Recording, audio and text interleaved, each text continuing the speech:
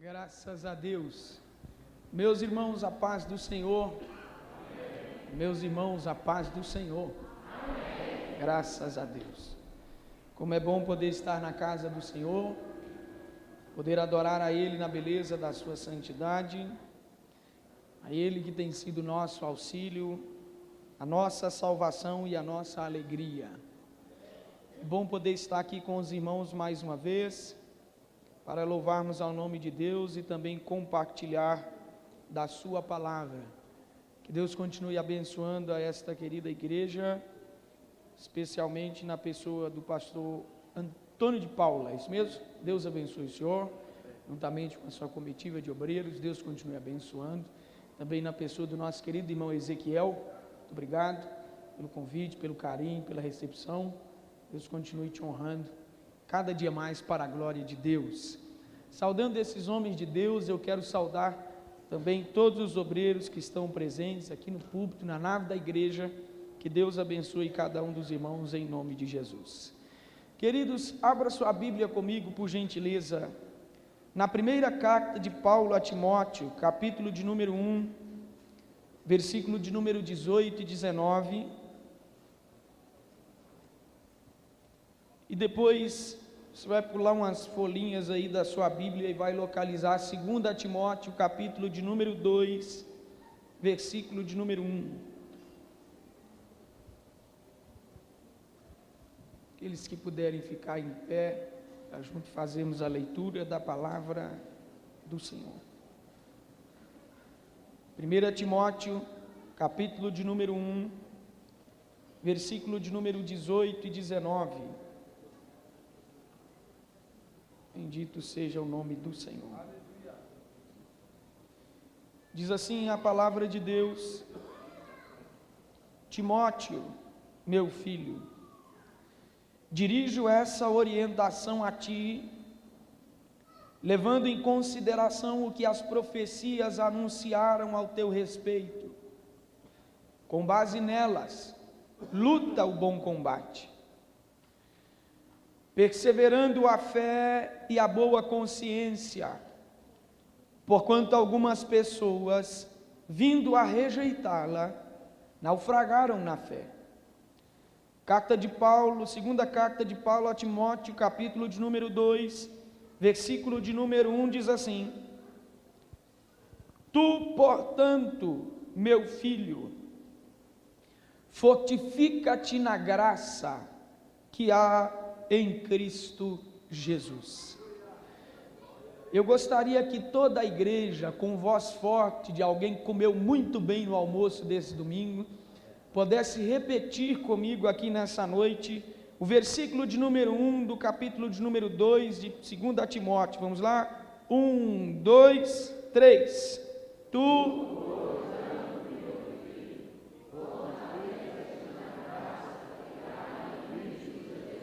bendito seja o nome do Senhor. Podemos assentar nesta noite. Meus irmãos, nós sabemos que as cartas de Paulo a Timóteo e a carta de Paulo a Tito são chamadas e consideradas de cartas pastorais. Isso se dá pelo fato de que estas cartas, elas são diretamente endereçadas aos líderes das igrejas e não às congregações como um todo, assim como as demais cartas do apóstolo Paulo. Nós percebemos que estas cartas, elas têm o intuito de dar instruções. Estas cartas, elas instruem a respeito do cuidado pastoral com o rebanho de Deus e com as ovelhas do pasto de Jesus Cristo.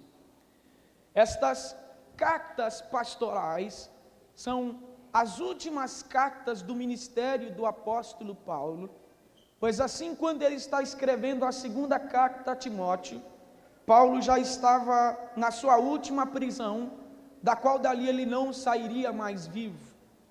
Essa primeira carta a Timóteo, essa primeira epístola ao jovem Timóteo, foi escrita pouco depois dos acontecimentos de Atos dos Apóstolos, capítulo de número 28, quando a Bíblia está fechando os acontecimentos de Atos dos Apóstolos e os relatos que estão passados para nós nas páginas de Atos dos Apóstolos. Aproximadamente em 64 depois de Cristo, Paulo, depois de ter sido liberado de sua primeira prisão em Roma, o apóstolo havia deixado a importante igreja de Éfeso sob os cuidados do jovem promissor Timóteo. O jovem pastor Timóteo estava sobre a responsabilidade de cuidar e de zelar por esta igreja de Éfeso.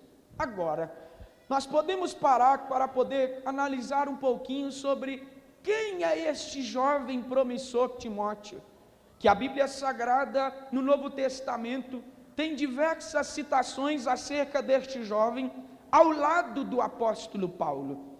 Nós sabemos através da Bíblia Sagrada que Timóteo, ele é filho de mãe judia, e o seu pai era grego. Timóteo, devido à sua formação espiritual, ao bom testemunho do seu caráter, da sua índole, da sua firmeza na fé, ele tinha se tornado um grande cooperador do ministério do apóstolo Paulo, o acompanhando nas suas viagens missionárias, em algumas de suas viagens missionárias. E também nós podemos observar que Paulo, ele não nutre um carinho para com Timóteo apenas de um pastor para uma ovelha, ou muito menos de um líder treinando um próximo líder, mas a Bíblia Sagrada nos apresenta que o carinho de Paulo para com a vida de Timóteo era um carinho especial, pois Timóteo era um dos seus companheiros mais íntimos. Posso dizer nessa noite que quando Paulo sofreu a ausência de diversos de seus amigos e de alguns de seus companheiros, os únicos que ficaram ao seu lado foram o jovem Timóteo e também o médico amado doutor Lucas.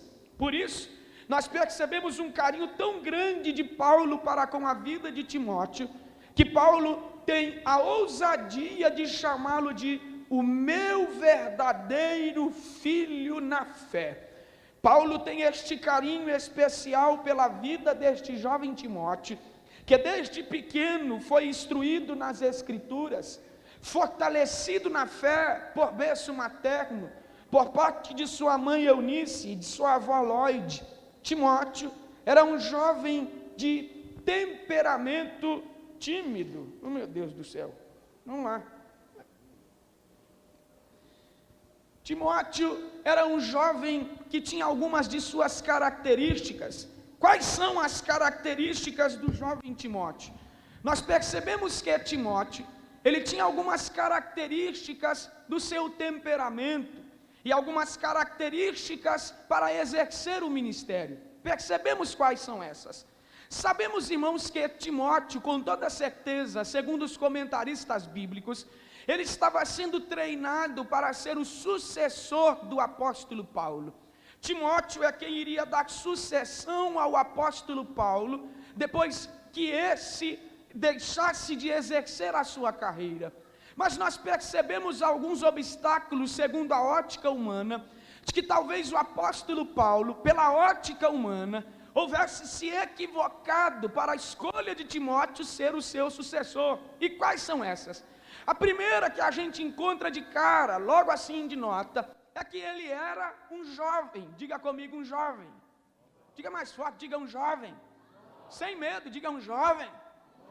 Eu sei na pele o que é o ser um pregador jovem.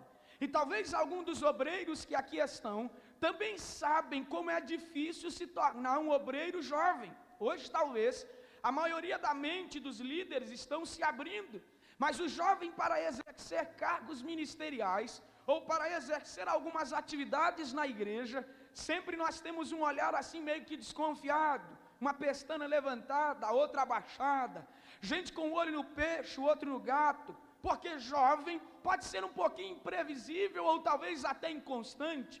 O primeiro obstáculo que a gente percebe aqui é que ele era um jovem. Segundo obstáculo, comentarista Warren Wiersbe diz que jovem Timóteo era de temperamento tímido. Ser tímido não é uma característica benéfica para um líder. Ser tímido não é uma característica boa para quem quer liderar, pois, para que haja uma boa liderança, é necessário que haja uma comunicação para com aqueles que estão sendo liderados, uma fala pela qual se passe a ser compreensivo, confiança e cuidado. E em terceiro lugar, nós vamos perceber também que Timóteo, ele tinha certos problemas estomacais, que o mesmo Paulo fala na sua carta, primeira carta, quando ele está escrevendo ao jovem Timóteo. Sob a visão humana, talvez, nós podemos identificar que Paulo houvesse se equivocado com a escolha de Timóteo.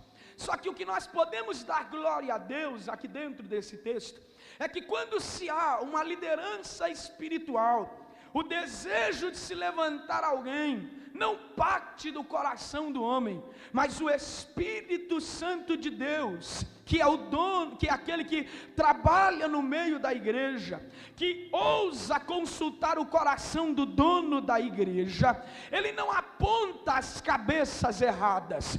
Aquele que sonda a igreja e que tem a tutela da igreja, o Espírito Santo, ele sempre apontará pessoas certas para exercerem cargos certos, para os seus ministérios certos, pois o Espírito Santo de Deus, ele não comete erros em suas escolhas, ele não faz escolhas equivocadamente, ou talvez por equívocos. O Espírito Santo, ele age certeiramente. Com isso, meus irmãos, nós percebemos que esta primeira carta ao jovem Timóteo, ela tem o intuito de encorajar o jovem a instruir a igreja local e de como esta igreja deve ser administrada. Percebemos Paulo também dando diversos conselhos a como Timóteo deve observar as características de um bom obreiro.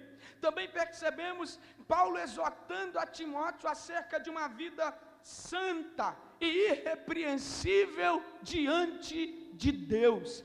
Essas são exortações do apóstolo Paulo. O apóstolo Paulo também diz a Timóteo para lutar o bom combate, para combater o bom combate, para lutar a boa milícia, a perseverar na fé e na boa consciência, pois abandonando estas coisas, a perseverança na fé e o ato de uma boa consciência, alguns apostataram na fé.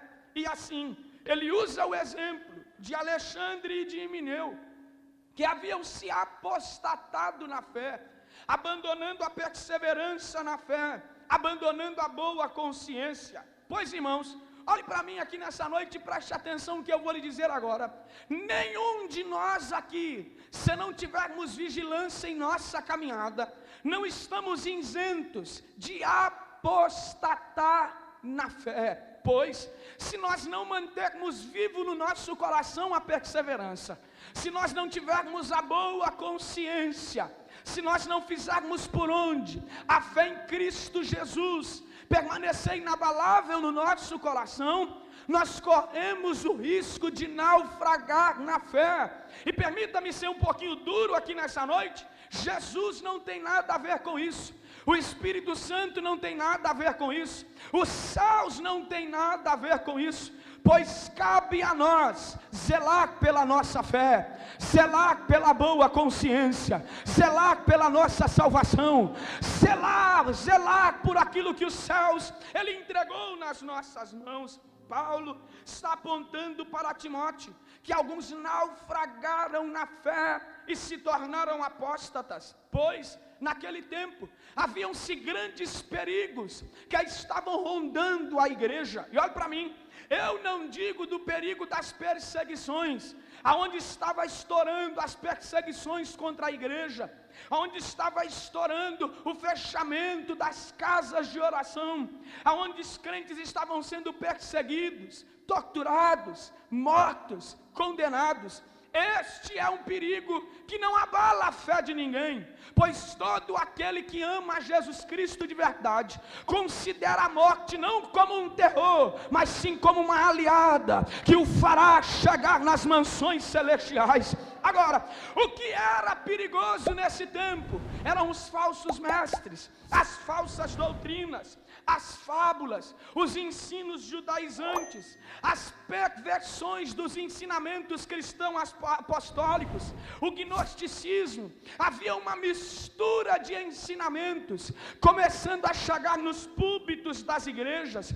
Haviam diversos ensinamentos, começando a chegar no coração dos irmãos. Olhe para mim, falsas doutrinas, falsos ensinamentos, fábulas são muito mais perigosos do que uma perseguição contra a igreja. E por que são mais perigosos? Porque os falsos ensinamentos, as falsas doutrinas, as fábulas, elas nos corrompem de dentro para fora, elas minam a nossa fé, elas acabam com aquilo que é de verdade.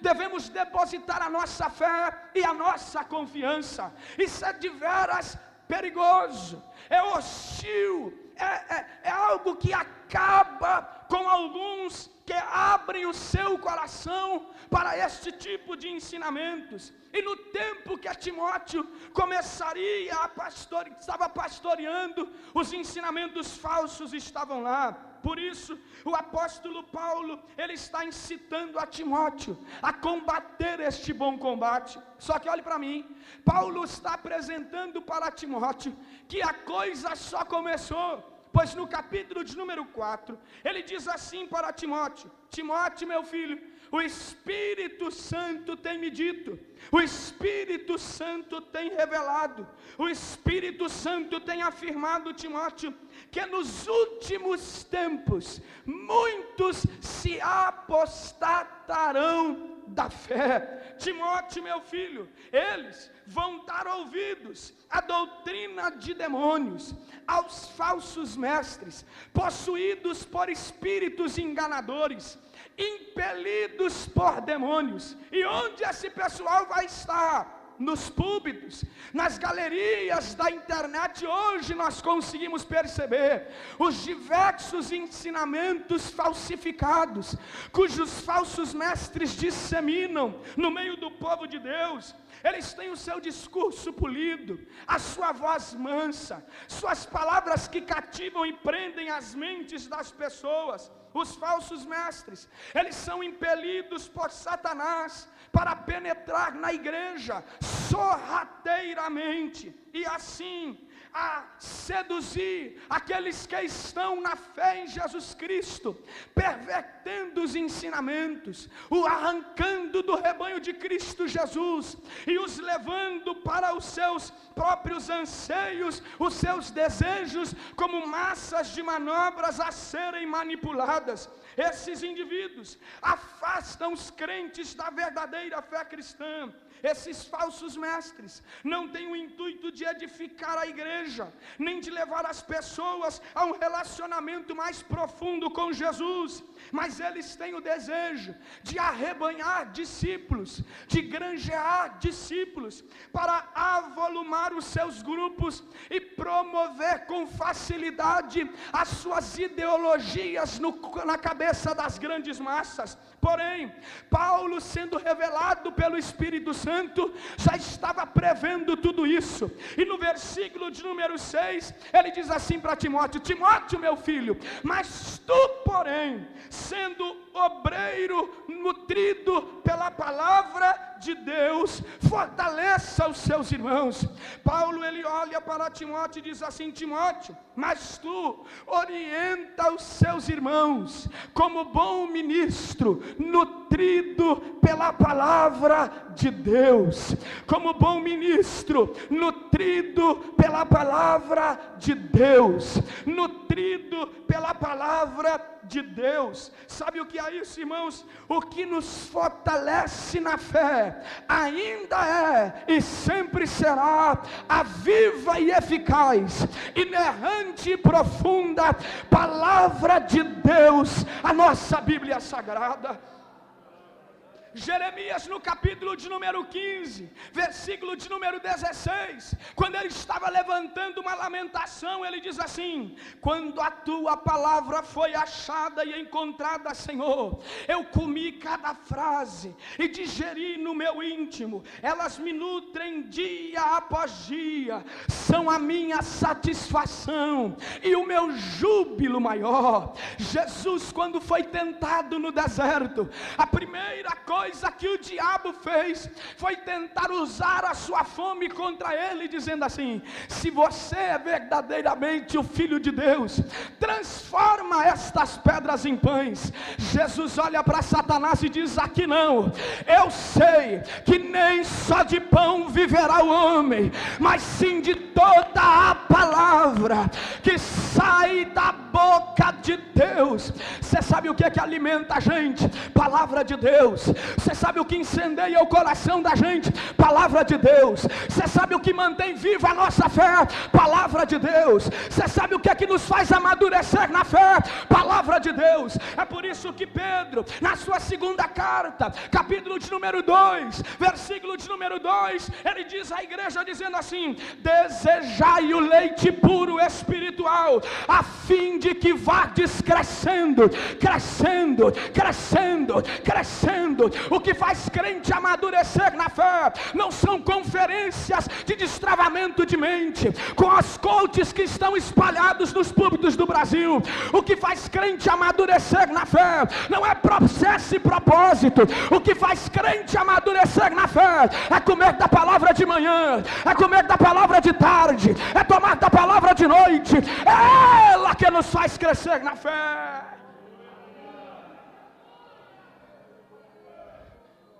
Beba da água da palavra, coma do pão da palavra, leve a lenha da palavra. Pois, meus irmãos, eu sei que esta igreja é uma igreja viva, e você com certeza vai se alegrar com o que eu vou dizer agora. Meu querido pastor Antônio de Paula, as fábulas, as falsas doutrinas, os falsos mestres, nem o diabo e nem o mundo consegue arrancar do rebanho de Jesus Cristo aquele que guarda a palavra no seu coração. Ninguém consegue arrancar.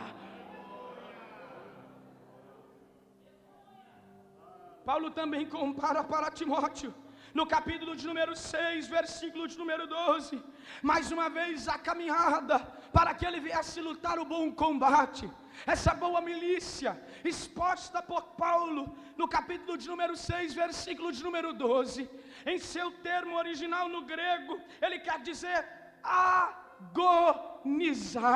O apóstolo Paulo não via a caminhada cristã como um carrossel. O apóstolo Paulo não via a caminhada cristã como um parque de diversões. Ele sabia das agonias que a caminhada cristã proporciona. Paulo sabia das feridas que a caminhada cristã proporciona. Paulo sabia dos desafios que aguardam aqueles que desejam fazer frente ao reino das trevas. Só que Paulo está dizendo assim: permanecer leal a Cristo no bom combate vai valer a pena, Timóteo. Não volte para trás e defenda o evangelho de Jesus Cristo. Combata o bom combate. 2 anos depois que Paulo escreveu a sua primeira carta a Timóteo, em 66 depois de Cristo, ele está na sua última prisão, ele está no corredor da morte, ele já sabe que dali ele não vai sair com vida mais.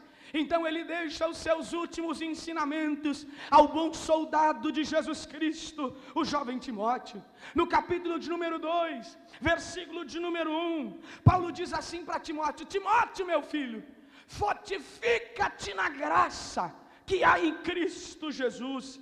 O que Paulo está falando para Timóteo não é algo que ele conhece apenas na letra, como doutrina essencial da fé cristã, mas o que Paulo está falando para Timóteo é aquilo que ele também tem experiência na pele, do que a graça de Deus é capaz de fazer na vida do homem. Oh, glória a Jesus! O que Paulo está falando para Timóteo não é de um poder que ele somente leu, O que Paulo está apresentando para Timóteo não é apenas de um poder na doutrina da fé cristã, que ele sabe desenvolver bem na preleção de suas cartas. O que Paulo está falando para Timóteo é um poder que ele conheceu no seu cotidiano. E com isso, eu gostaria de apresentar aos irmãos aqui nesta noite o porquê que Paulo está mandando Timóteo se fortalecer na graça. Paulo sabe bem o que é a graça de Deus. Paulo conhece bem o que a graça de Deus é capaz de fazer na vida do homem. Paulo conhece bem o que a graça proporciona no coração do homem. É por isso que em 1 Timóteo, capítulo de número 1, versículo 12 ao 15, Paulo estava dizendo para Timóteo assim: Timóteo, meu filho, eu sou o principal dos pecadores. Timóteo, eu era blasfemo, Timóteo. Timóteo, eu era perseguidor, Timóteo. Timóteo, eu era insolente, Timóteo. Timóteo, eu era assassino dos crentes, Timóteo. Mas você quer saber de uma coisa, Timóteo? A graça de Jesus Cristo, ela transbordou em mim. A graça de Jesus Cristo, ela superabundou em mim. Sabe por que Paulo está dizendo para Timóteo: fortifica-te na graça, Timóteo? Porque Paulo sabe que a graça de Jesus Cristo, ela pode pegar o mais vil pecador que há no mundo e transformá-lo em bom soldado do exército celestial. O que Paulo estava dizendo para Timóteo: fortifica-te na graça, é porque Paulo sabe que a graça de Deus foi o instrumento da sua libertação e da sua salvação. Eu gostaria de dizer aos irmãos aqui nesta noite: a graça de Deus é e sempre será o instrumento da libertação dos cativos e da salvação dos perdidos. A prova disso é que muitos dos que aqui me ouvem um dia eram como o apóstolo Paulo. Talvez você gostava de encher a cara, talvez as discotecas se achavam, talvez os bailes tinham seu corpo. Aí alguém diga assim: mas eu nasci na igreja, estava morto em pecado e delito do mesmo jeito, mas um dia a graça de Jesus Cristo transbordou no nosso coração, quebrou as algemas do pecado, tirou o controle do diabo e disse: você agora é meu. Calamandai, achai maga. Teramandurianda lamachandara macalamahalagaia. Sabe por que Paulo está dizendo para Timóteo assim: Timóteo, fortifica-te na graça? Porque Paulo está dizendo assim: Timóteo, não existe pecador no mundo que a graça não dê jeito. Não existe perdido no mundo que a graça não transforme. Não existe cativo no mundo que a graça não liberte. Não existe caído no mundo que a graça não levante. Por isso eu digo para os irmãos aqui nessa noite: fortifica-te na graça que há em Cristo Jesus. Timóteo, meu filho, fortifica-te na graça que há em Cristo Jesus. Aí talvez alguém olhe para Paulo e diga assim: Paulo, mas por que eu devo me fortificar na graça? Você quer saber o segredo do meu ministério, Timóteo? Você quer saber por onde eu me tornei o que eu sou hoje, Timóteo? Dá uma passadinha lá na carta de 1 Coríntios, capítulo 15, versículo 9 ao 10. Por que, Paulo? Eu, Timóteo, sou o menor dos apóstolos. Eu nem merecia ser chamado apóstolo, porque antes era perseguidor da igreja.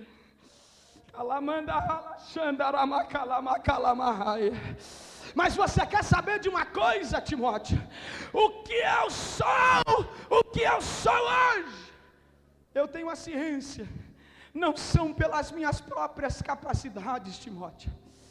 O que eu sou, irmão, olha o que esse camarada está dizendo em 2 Coríntios capítulo 15, versículo 9 ao 10. uma das mentes mais brilhantes do cristianismo até hoje, um dos maiores bandeirantes do cristianismo, um dos maiores plantadores de igreja do cristianismo. Ele olha e diz assim: eu sei, e não é eu não, mas se eu sou o que sou hoje, é pela graça de Deus.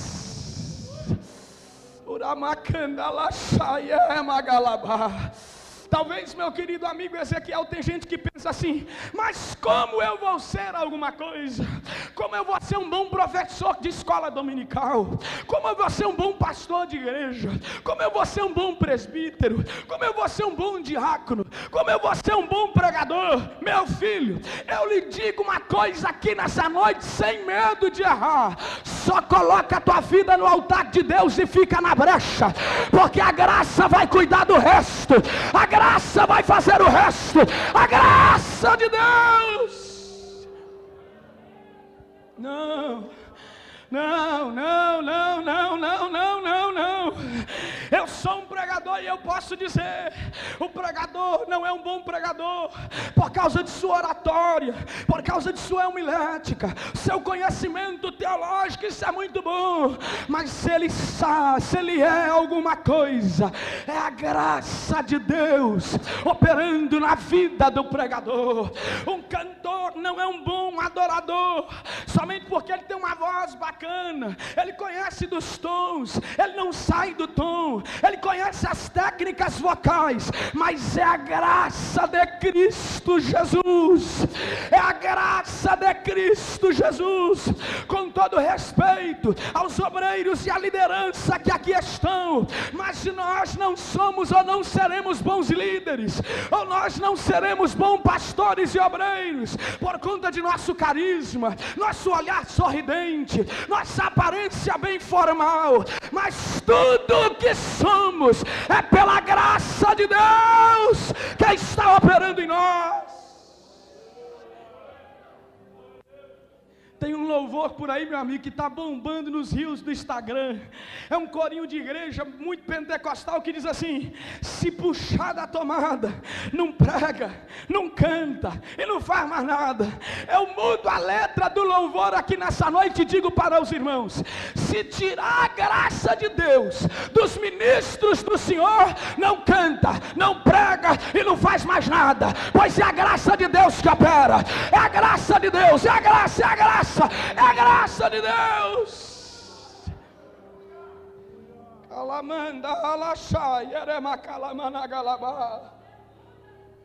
Se você puder me ajudar a pregar, eu já estou caminhando para encerrar, para ser muito obediente ao horário. Eu sou obediente ao horário.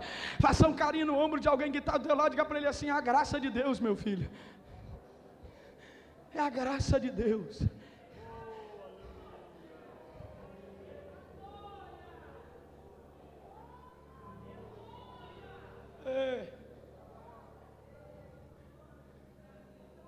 Timóteo, Teremanchoai,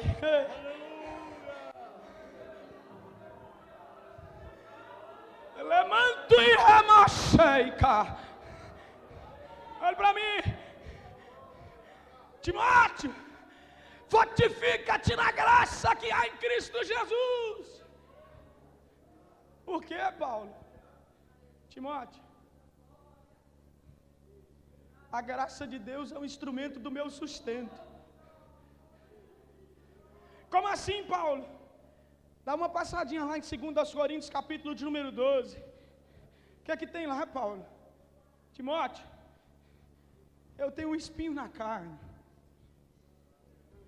um mensageiro de Satanás que vem para me esbofetear. E sabe por que ele está aqui, Timóteo? Não é falta de oração, não. Ele é babachai.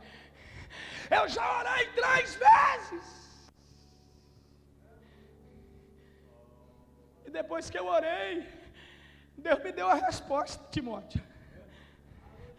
E qual que foi a resposta? Ô Paulo, precisa orar para tirar o espinho, mas não, porque daí ele não sai.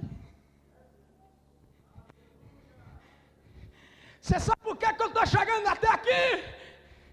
É porque ele disse para mim assim: o Espírito eu não tiro, mas a minha graça, ela te basta.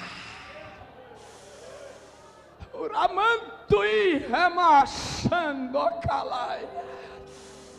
A graça de Deus é um instrumento do nosso sustento. Cada um de nós aqui nessa noite temos um espinho na carne. Cada um de nós aqui nessa noite temos um mensageiro de Satanás que não tem nenhuma pena de nós. Mas quando a fraqueza chega, quando a autoestima baixa, quando a gente pensa que é o fim do ministério, o céu chega e diz assim: como eu não tiro o espinho, eu te dou graça para sustentar você. A graça de Deus, ela é um instrumento do nosso sustento. Por isso eu digo para você aqui nessa noite, ó igreja amada, a cada passo que você dá na sua jornada de fé, a graça te sustenta, a graça te alenta, a graça te aquece, a graça te abraça. Se fosse por você sozinho, nem em 2023 crente você tinha chegado, mas a graça de Deus te sustentou. A graça de Deus, a graça de Deus. Vocês me desculpem que eu vou dizer agora, mas eu preciso dizer. E eu não consigo encontrar palavras moderadas de vez em quando. Eu sou o tipo do pregador que eu não tenho filtro. Eu preciso muito lidar com isso.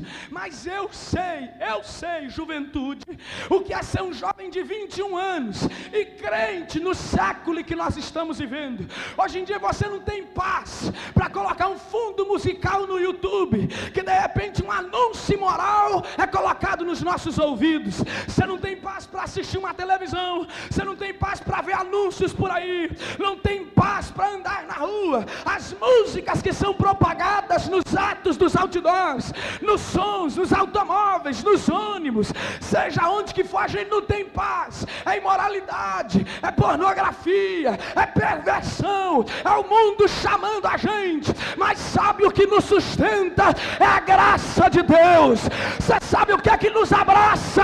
É a graça de Deus. Você sabe o que nos deixa parar? É a graça de Deus. É a graça de Deus.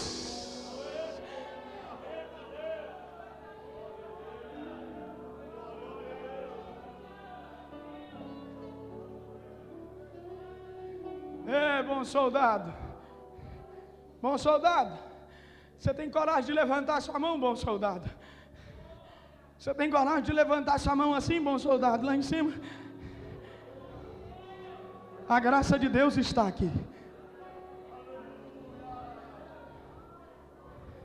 Na autoridade do nome de Jesus e da palavra pregada, receba sustento na tua alma agora.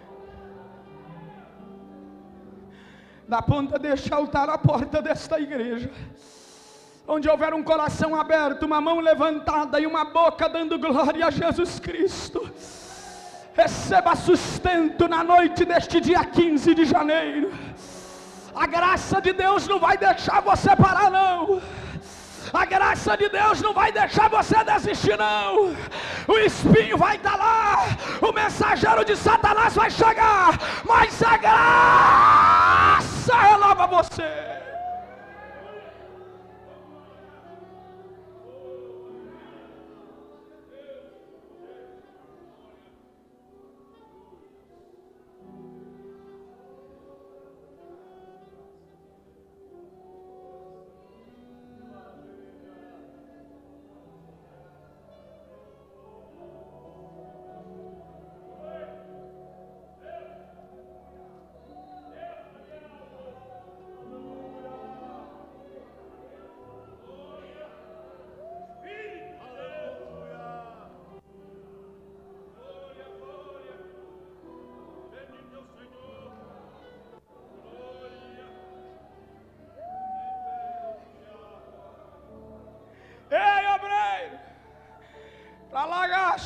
Mahanaga.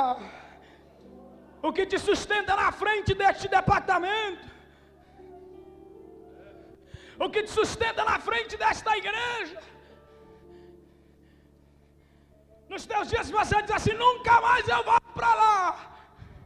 O que te empurra é a graça de Deus.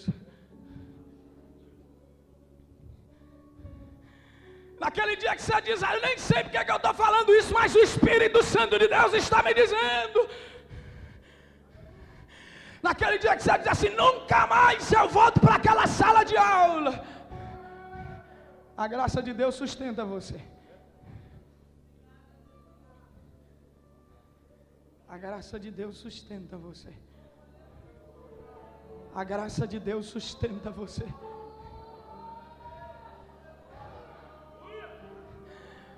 Fortifica-te na graça que há em Cristo Jesus. Ei, bom soldado, o mundo em que nós estamos vivendo está caótico e virado de cabeça para baixo. Mas fortifica-te na graça. Por quê? Ela é um instrumento da nossa libertação e da nossa salvação. Fortifica-te na graça. Por quê? A graça de Deus é um instrumento da nossa capacitação. Fortifica-te na graça. Por quê? A graça de Deus é um instrumento do nosso sustento. Você consegue ficar de pé adorando a Jesus nessa noite? São 8:30 agora, no máximo uns 2 minutos eu encerro. Se as lágrimas rolarem e as batidas do seu coração acelerar, é Ele mexendo no secreto da gente, Alababachá. no lugar que ninguém conhece, mas Ele viu e sabe curar. Ele viu e sabe o remédio para curar todas. Jesus. Solte a voz da garganta.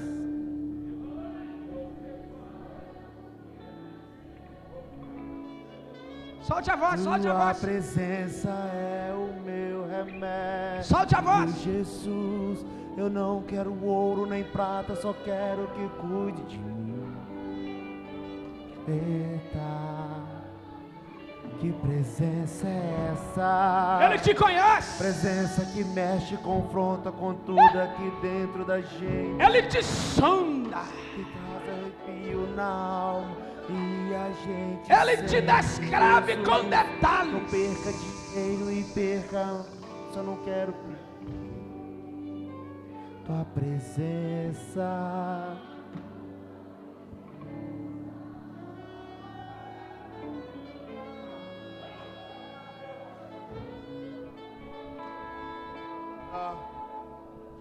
Alamanjo, alabaya, xarabagala. Adore, adore, adore, bicalachando, reminacandahai. Alubre, faciande, cai, jova. Calabro, bachiterra, naracando, remancho.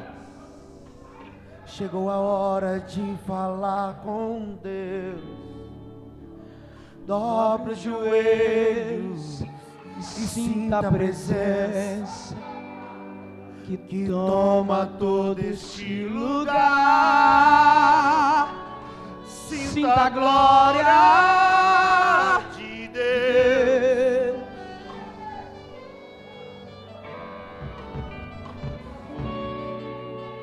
Sinta a glória do Pai. A graça dele descendo aí.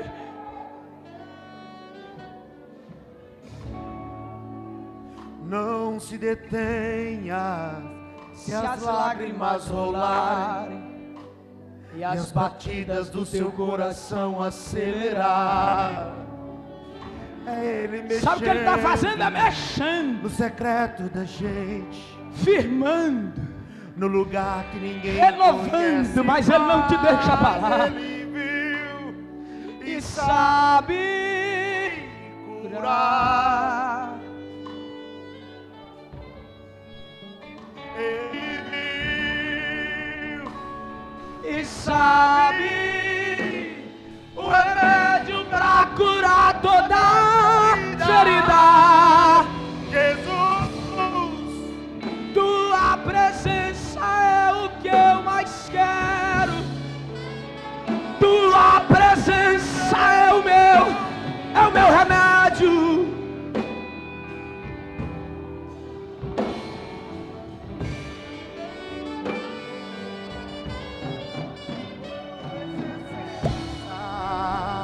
Presença que mexe e confronta com tudo aqui dentro da gente, Que causa arrepio na alma e a gente sente. eu perco amigos, eu quero perder Olhe para mim. tua presença. 1 minuto e eu encerro. Tem alguém nessa noite que deseja confessar a Jesus Cristo como único e suficiente Salvador da sua alma?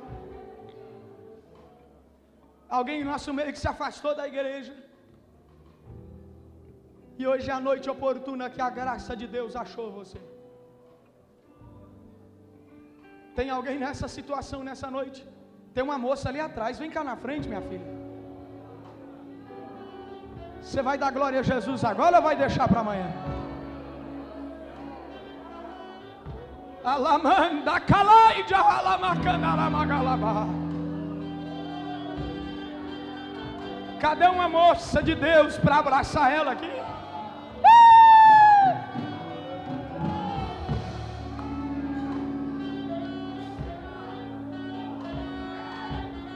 Aonde está a segunda pessoa? Tem um rapaz ali, vem cá na frente, meu filho. Eremanda alai. Tai calacharabacande remova.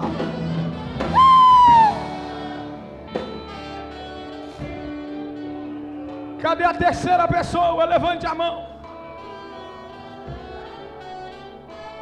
A terceira pessoa que quer confessar a Jesus Cristo,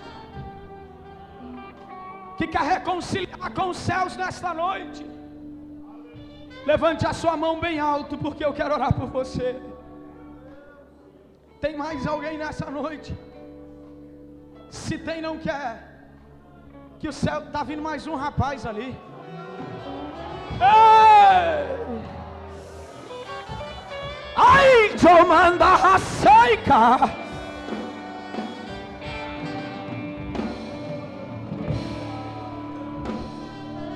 Cadê a quarta pessoa? Tem mais alguém? Tem mais um rapaz ali, ó. Orianda Candalachai. É a graça, é a graça, é a graça.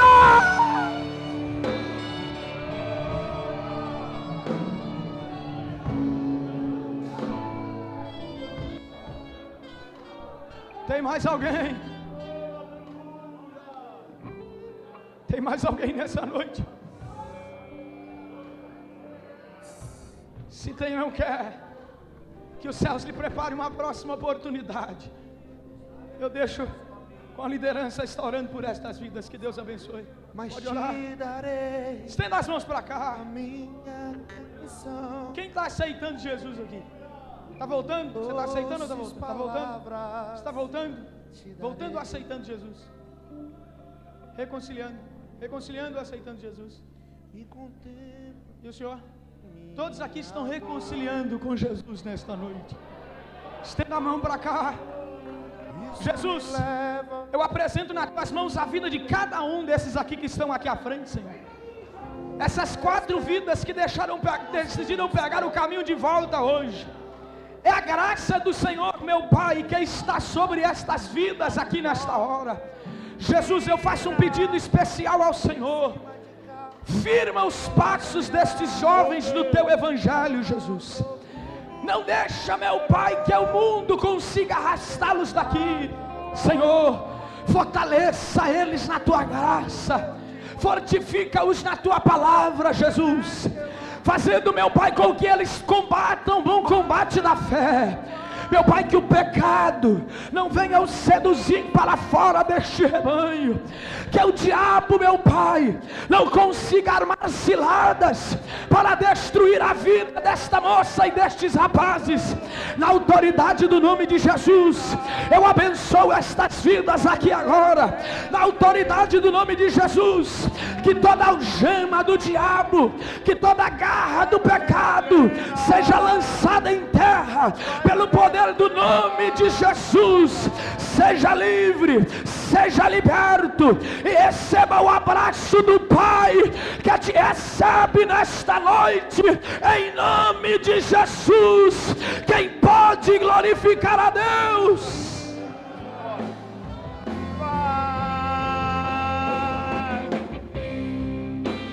Vai valer a pena, vai valer a pena, vai valer a pena mesmo, Deus, vai valer a pena, vai valer a pena.